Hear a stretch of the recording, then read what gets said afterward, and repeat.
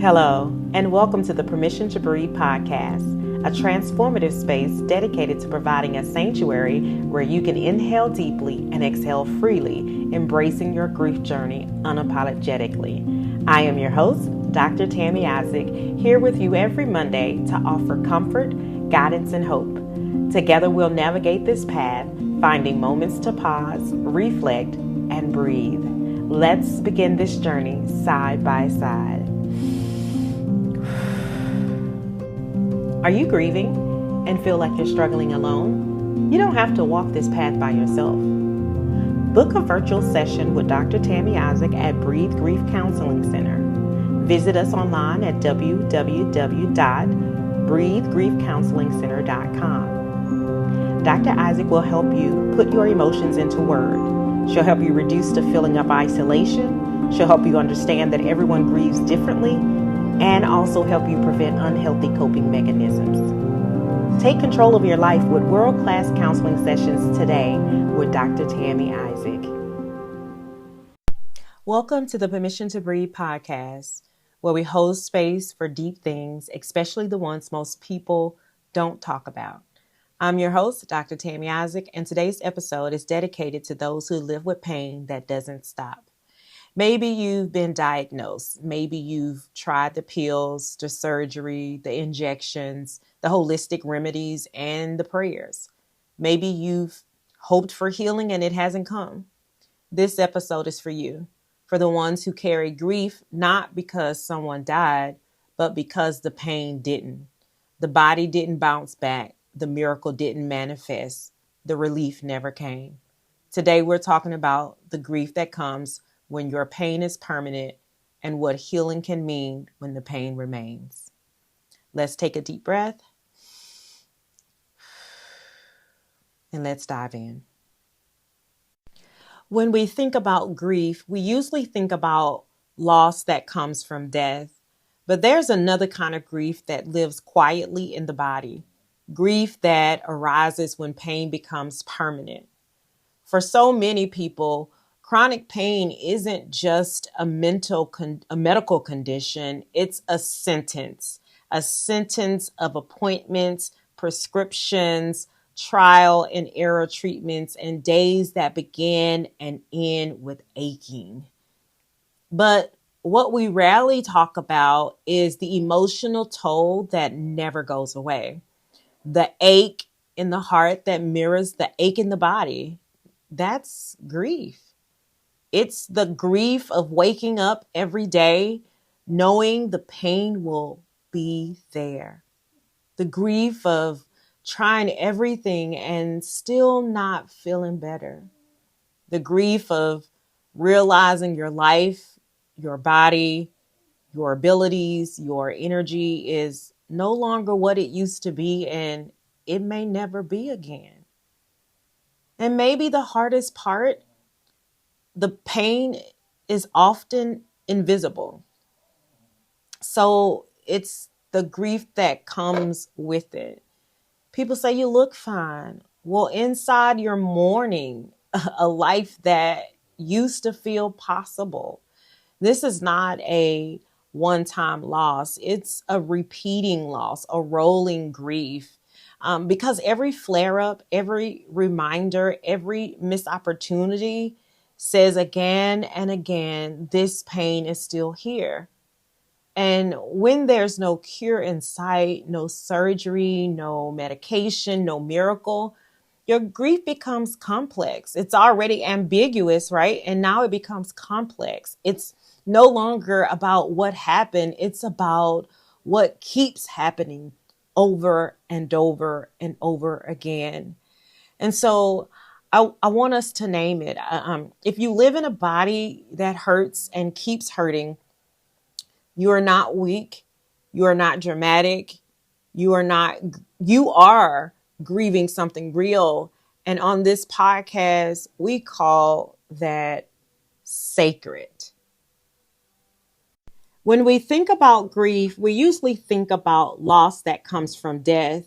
But there's another kind of grief, one that lives quietly within the body. It doesn't come from a funeral or a goodbye. It comes from waking up every day in pain, a pain that won't go away. For so many people, chronic pain isn't just a medical condition, it's a sentence, a life sentence, a sentence of appointments, prescriptions, trial and error treatments, and days that begin and end with unending aching pain. But what we rarely talk about is the emotional toll that also never leaves. The ache in the heart that mirrors the ache in the body, that too is grief.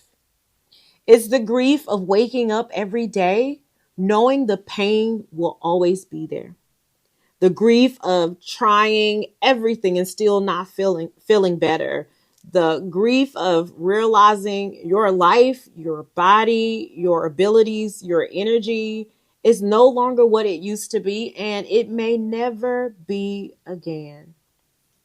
And maybe the hardest part is that the pain is often invisible.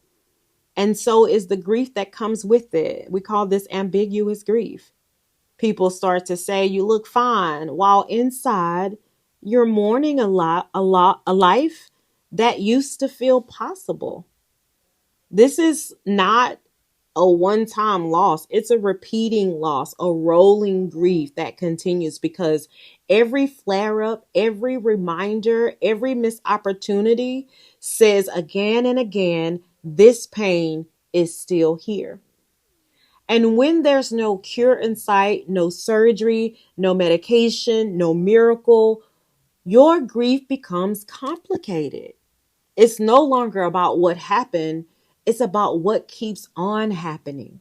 And so I want us to name it. If you live in a body that hurts and keeps hurting, you're not weak, you're not dramatic, you are grieving something real. And on this podcast, we call that sacred. A powerful example of this hidden grief comes from Lady Gaga. She has been candid about her battle with fibromyalgia, a chronic condition marked by widespread pain. In her documentary, Gaga 5'2", she gives us an unfiltered glimpse into her day-to-day struggles. There are scenes where she's in so much pain that she breaks down into tears. And she talks about the endless testings, the frustration of being told everything looks fine, even when she knows that her body is not. She's aching in pain. And in her interview with Oprah during the 2020 Vision Tour, she went even deeper. She shared how her chronic pain is deeply intertwined with past trauma and how living with invisible illness can feel isolating and also very much exhausting.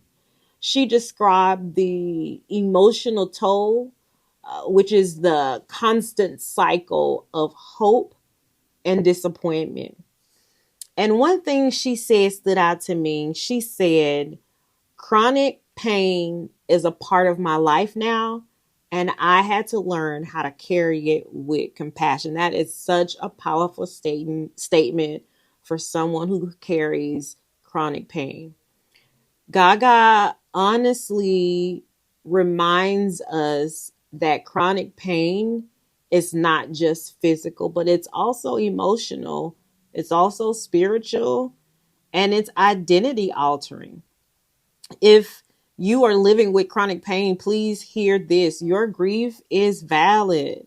It's okay to mourn the version of you that was more mobile, more energetic, more pain free. And it's okay to feel frustrated, to feel angry, to feel exhausted and misunderstood.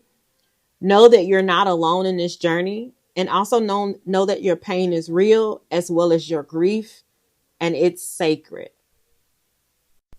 One of the most overlooked truths about chronic pain is this: it doesn't just hurt the body, it hurts the soul. When your body is in pain every day, it begins to shape how you see yourself. You may start to question your worth, your purpose, your ability to be who you were before the pain began. It doesn't take long before you begin to feel like a burden, like your pain is something other people have to tolerate, something you need to keep quiet about just to make others comfortable. And so many people do just that. They end up suffering in silence. There's a loneliness that comes with chronic pain, not just because of the condition itself, but because the world isn't built for it. You miss out on events, you have to cancel plans, you live with the guilt of being unreliable, even though it's your body, not your heart, that's betraying you. That's grief too. The grief of being left out, the grief of watching life happen from a distance, the grief of losing the ease and connection that once came naturally. And then there's the loss of identity. You may have been the go-getter, the caregiver, the energetic one, and now that version of you feels like a memory. You don't just grieve what you can't do, you grieve who you used to be. This type of grief is what we call ambiguous grief. It's the grief we feel when a loss is ongoing, undefined, or lacks closure. No one died, nothing was buried, but something deeply meaningful is missing. Ambiguous grief shows up when your pain isn't taken seriously, when your life keeps going, but not the way it used to be, when you long for healing that hasn't come and no one sees that as a legitimate loss. And when because this kind of grief isn't always recognized, it often gets dismissed by others and sometimes even by our own selves. You might think, it's not like I'm dying, I should be grateful. But gratitude and grief can coexist. Why? Because your pain is real and your grief is real. And pain has a way of unraveling the parts of us we've depended on. It changes how we show up in the world, and sometimes it changes how the world shows up for us. And when people stop asking how you're doing, when the check-ins grow fewer, or when you feel like your suffering is being normalized or ignored, your grief then deepens. And you begin to wonder, is this just my life now? The pain, the isolation, the invisibility, it becomes extremely heavy. And yet you still get up. You still move through your day. You still breathe. If that's you, I want you to know that I see you. You are doing sacred work just by surviving, just by waking up and facing another day with no cure in sight. This is not weakness. This is endurance. This is what grief looks like when it has nowhere to go but through you. Let's talk about something we don't often have the language for, and that's how chronic pain can challenge your faith. Now, pain has this way of shaking things loose, like our certainty, our beliefs, and our theology. When healing doesn't come, when you've prayed and fasted, believed, and still wake up hurting, it's easy for us to start asking these questions like, where is God? Where are you? Why haven't He healed me yet? And am I doing something wrong? So these questions are not signs of weak faith. They're the cries of a wounded soul that's seeking answers in the silence.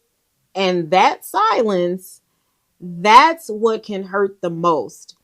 You read about miracles in scripture, you hear testimonies from the pulpit, but in your body, in your life, the pain hasn't moved and there is silence. I want you to know that wrestling with God is not the opposite of faith, but it is a part of it. Lament is a holy practice, and the Bible is filled with people who loved God and still wept questioned, and even cried out. Take, for instance, Job, right? He endured both physical and emotional suffering. And he asked the question, why did I not perish at birth and die as I came from the womb?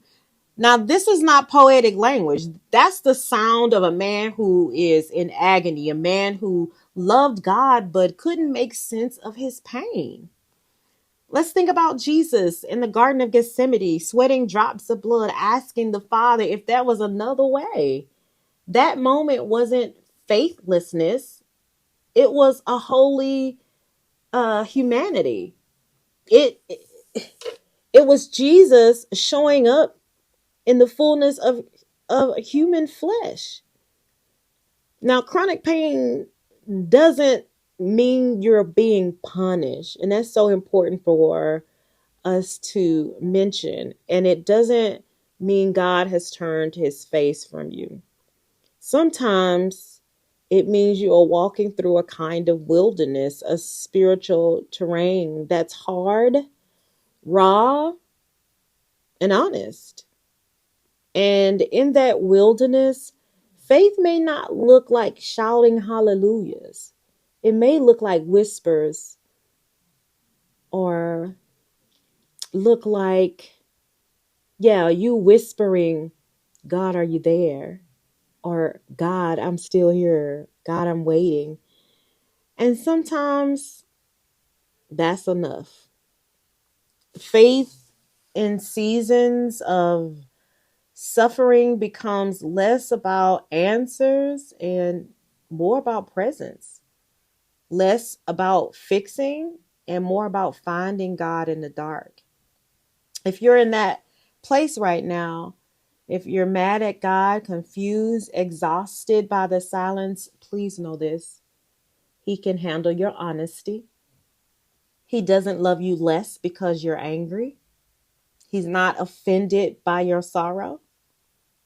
Your pain doesn't disqualify you from being loved by God. It simply makes you more human. And God meets us in our humanity, not in our performance. Maybe healing hasn't come yet. Maybe it won't come in the way you imagine. But your story's not over. Your life still holds meaning. And you are still held by the one who sees every tear, even the ones you cry in secret. Today's episode is sponsored by Let the Church Grieve by Dr. T.I.M, a compelling book that explores the often overlooked subject of grief within spiritual communities. Dr. Isaac combines personal antidotes with theological insights, providing a compassionate framework for understanding and addressing grief collectively. This book emphasizes the need for spiritual leaders to create safe spaces for mourning and guides congregations through the grieving process with faith and empathy. It's a must-read for anyone looking to support those experiencing grief within their spiritual communities. Grab your copy of Let the Church Grieve at www.drtammyisaac.com today and begin the journey towards healing and growth. Now back to our show. By now, you've probably realized that the connection between chronic pain and grief isn't just emotional. It's physical, it's neurological, and it's measurable. And research backs this up. Chronic pain and grief actually activate some of the same areas of the brain, including the anterior cingulate cortex and insula. These are regions that process both emotional suffering and physical pain. In other words, your brain responds to grief and chronic pain in similar ways. That's why when you're in chronic pain, it doesn't just hurt your body, it affects your mood, memory, stress levels, even how you connect with others. And when grief is suppressed or unacknowledged, it can worsen your physical symptoms. It becomes a feedback loop. Pain leads to loss, loss leads to grief, grief leads to stress, and stress increases pain. There's an article from 2018 published in the National Institute of Health that highlights that many people with chronic pain experience ambiguous, and disenfranchised grief, grief that is not clearly understood or socially acknowledged. These individuals often feel pressure to tough it out or to move on, but their grief lingers because the loss hasn't ended. The pain is still present. In fact, the CDC reports that people living with chronic pain are more likely to suffer from depression and anxiety, which is often rooted in the emotional exhaustion of having to cope with constant pain. Another important study found that people with chronic pain experience higher levels of social withdrawal, not because they don't want connection, but because they feel misunderstood or physically unable to maintain relationships. And what does that end up leading to? Of course, more grief, more isolation, and again, more pain. But here's where hope comes in. Studies have also shown that acknowledging the grief, naming it, honoring it, expressing it, can begin to ease the emotional toll. Therapeutic tools like grief counseling, mindfulness based stress reduction, and narrative therapy have been shown to reduce the intensity of both pain and grief related distress. This is why the work of grief isn't just about processing death, it's about making meaning out of ongoing losses, especially the kind that are hard to describe and even harder to endure. So, if you've ever thought, maybe I'm just being dramatic or other people have it worse than me, let this be your reminder, please, that your pain is real. Your grief is real. And your brain and your body and your spirit are all responding in completely human ways. You are not making this up. You are not carrying, you are carrying something very much heavy, right? And by giving it a name like grief, you give yourself the compassion you need to start breathing again, even when the pain remains. Chronic pain has a way of isolating you, not just physically from the activities and people you love, but emotionally from feeling understood, seen, or even believed. And spiritually, chronic pain can make you feel disconnected from God, especially when the pain continues even after prayer and even after faith. So, what does it look like to bring both faith and community into this sacred, painful space? It doesn't require grand gestures, okay? It begins with small, soul anchoring practices, reminders that you are not meant to carry this alone. One, let somebody in. If you've been carrying your pain in silence, I want to invite you to consider letting just one person into your world, not to fix you, not to question you, just to witness, right? What does that look like? It looks like maybe you text someone and say, "Today was hard. I just needed someone to talk to." Or invite someone to pray with you. Even if you can't pray yourself right now, you don't need an army. Sometimes healing begins with one safe soul. Okay. Uh, Number two, name your grief aloud in safe spaces. So create or find a space where you can say out loud, "I'm grieving what I used to be able to do." Whatever your phrase may be that you're grieving, whether that's in a support group, your church family, therapy, or just a trusted friend, um, that you can name your truth out loud with, and that will allow some of that weight to come off your chest. And three, let's rediscover faith in gentle ways. Like, your relationship with God doesn't have to be polished to be powerful. You don't have to say all the right words, you can sit in silence. You can write a prayer in a journal. You can listen to worship music when words escape you. Even a whisper, Lord, help me today, is a sacred offering. Okay. Um, Number 4, ask for presence, not solutions. Sometimes the best thing community can offer isn't advice, it's presence. Tell people what you need. Say, I don't need you to fix this. I just need you to sit with me. That's what spiritual companionship looks like. That's what Christ like love really sounds like. Okay. Number 5, reframe what belonging means. Reframe what belonging means. Maybe you can't attend every church event, go on every trip, or serve in the same ways you once did, but you still belong. And I want to say this too, and that's one of the number one things that I hear often from my older patients who have illnesses that are chronic and have left them in positions where it's just too hard for them to be able to get up and get out to church or find somebody to take them, or even the exhaustion from the pain to be able to attend church.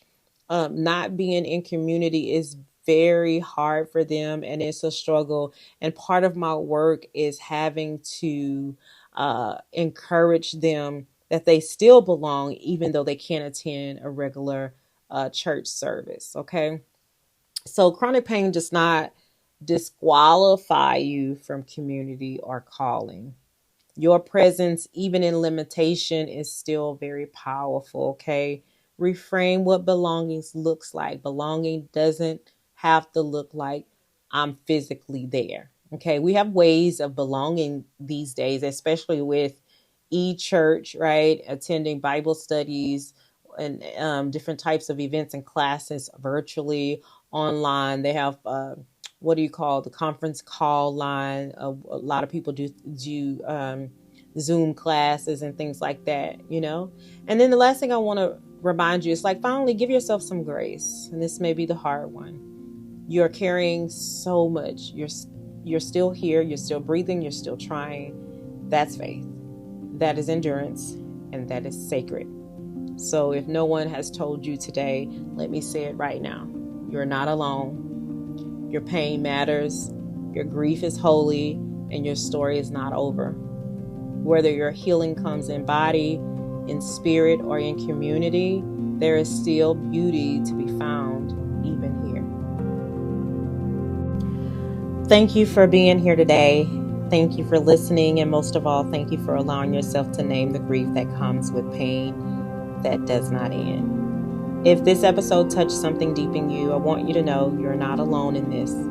You're not imagining it. You're not being dramatic.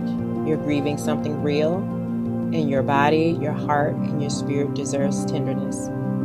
If you're looking for more support, I invite you to stay connected with me beyond the podcast. Follow me on Instagram at Dr. Tammy Isaac, or on Facebook. Visit my website for grief tools, blog posts, and upcoming events at www.drtammyisaac, or simply send me a message.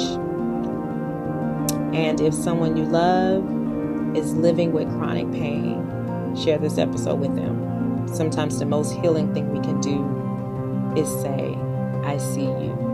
Until next time, may you be gentle with your body. May you speak kindly to your grief. And may you always remember you have permission to breathe. Thank you so much for joining me today on the Permission to Breathe podcast. I hope today created space for you to breathe and find peace on your journey. I invite you to join me again next Monday for another episode as we continue to navigate this path together. Don't forget to like, subscribe, and to share the podcast. Until next time, take care and keep breathing unapologetically.